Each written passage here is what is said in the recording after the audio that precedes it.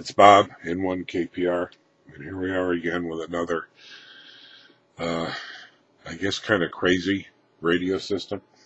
I don't know, but I've always had it in mind to build what we used to call in the old days for the broadcast, AM and FM broadcast stations. They would have, they'd go out in the field with their vans and use what they called off-air monitors or reference receivers, confidence receiver. There's a lot of different names. But basically, it was to independently check the quality of the broadcast station out there in the field at various distances and geographies away from the transmitter. To that end, we have kind of combined two, and what would be called in the military or by a government agency an intercept receiver, which is this rack unit. Its job is to look around, find the station you want, and get as much information on that station initially as you can. And then from the confidence receiver, from the intercept, we go to what the military would call a surveillance receiver. And really all that is an intercept receiver that is designed for long-term listening on one particular frequency. So they're pretty much interchangeable, but the functions and features are what differentiate between the two. So, in any case, we're monitoring. In the long term, that's what we're doing, we're monitoring. I also built a third piece for the rack. This will eventually end up in a transportable cabinet.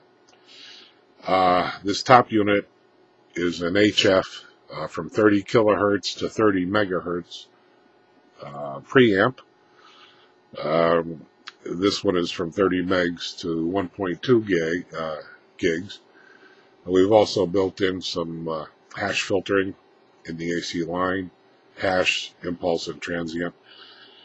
And also power indicators, safety indicators for power, proper plug polarity, and suitable earth ground or power line safety ground.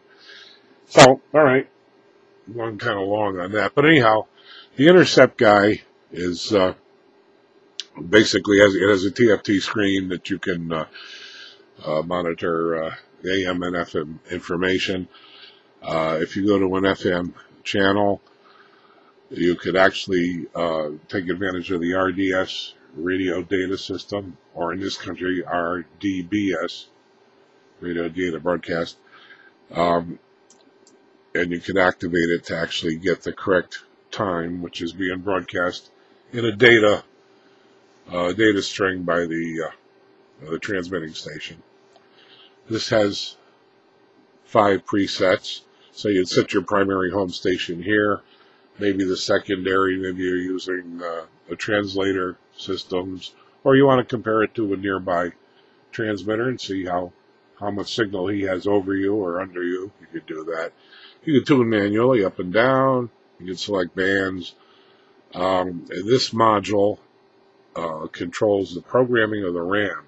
So you can go into the RAM here and select different functions, the data on the stream. You can preset levels, sensitivities.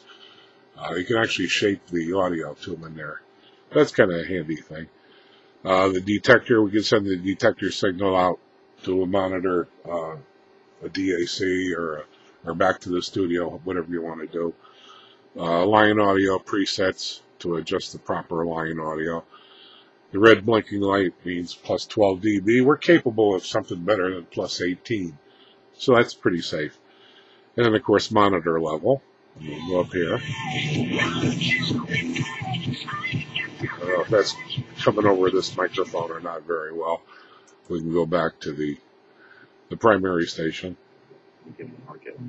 So if the property price is in the range that the market is approving, and you know what? I'm overdriving it. Likely find that as well, and the property should appraise. No. If a property doesn't appraise, too much preamp. For many different reasons. So there you are there. All right, we come down below to the second unit, the long-term monitoring, or what we call the surveillance receiver. We can measure antenna microvolts. I think you can see that on the screen. Detector activity, carrier, and a data present on the thing. We have a pre-selector, so we can zero in on our station, or just leave it wide open and see if there's any co-channel interference, or I should say adjacent channel interference. 7-band, very broad audio shaping network. It's really just an equalizer, but it's in dedicated bands. We have 6 presets, again, primary, secondary. We can listen to the competition, the other station down the road. We select bands, monitor the audio here manually, tune up and down. This is audio line feed indicated on this meter. And of course, monitor power for the headphones or the local speaker. And some other little things, like you change the brightness of the meters. We could send line feed and queue up from here to an STL or a phone line or a recorder. And a remote speaker if we want to do, if somebody was doing a live broadcast and wanted to play back commercials and on-air spots and so forth. We also have RF gain, so we don't overload the head end when we're really close to the antenna, and a safety switch to shunt the antenna to ground. All in all, it's kind of a nifty little setup. It's certainly a lot of fun. It's way more than your average table radio, but when you're in this hobby, I guess overkill is part of the fun.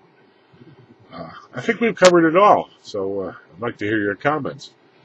Thanks for looking. My YouTube channel is N1KPR, November 1 Kilo Papa Romeo, and my website, bobsamerica.com, bobsamerica.com, and I'm Bob, and I want to thank you for looking.